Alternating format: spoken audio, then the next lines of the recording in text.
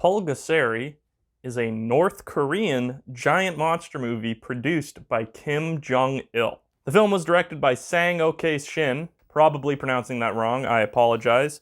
Pulgasari is a giant monster film, and I'll repeat, from North Korea, produced by Kim Jong-il, the former dictator of the country. For those of you who don't know, the director was kidnapped by North Korea and forced to direct films because Kim Jong-il was a huge film buff. The movie was surprisingly entertaining. And also, even more surprisingly, the movie features farmers and subjugated people revolting against their dictator. Again, produced by Kim Jong-il. So I thought that that was very interesting, that the movie was largely about people who are oppressed revolting against somebody and using a giant monster to do so. Which was one of the cool twists on the movie. The giant monster was a protector and not a monster that was born from radiation or unearthed from its prehistoric resting place and wreaking havoc on modern civilization. No, the movie actually takes place in feudal Korea, and actually the monster grows in it. It starts off small and gets bigger as time goes on. I did enjoy the movie. I thought that it was fun. I thought that the monster special effects and destruction special effects were really well done.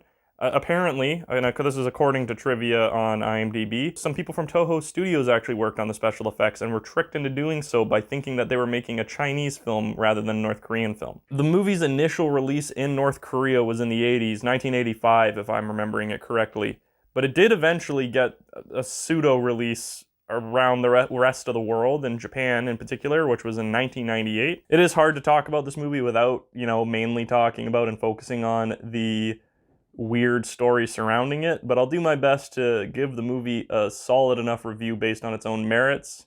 I really did dig the soundtrack. The performances were melodramatic but entertaining. The human plot, of course, like most giant monster films, isn't the most incredible thing on the planet. It's kind of waiting for Pulgasari to show up and, do his thing. And yeah, overall, it was a pretty middling but surprising. It was better than I expected, but it's still kind of a middling, kind of not incredible monster film, if you know what I mean. It's better than a lot of the schlock and shit that you get in the genre, but not quite reaching the heights as some of the all-time greats. It's kind of in the middle of the pack. I did enjoy the monster design. I enjoyed his fireball breath thing. Like I said, the special effects were impressive considering the circumstance. And I just couldn't get over the plot. I love the lack of self-awareness or lack of care that Kim Jong-il had making this movie.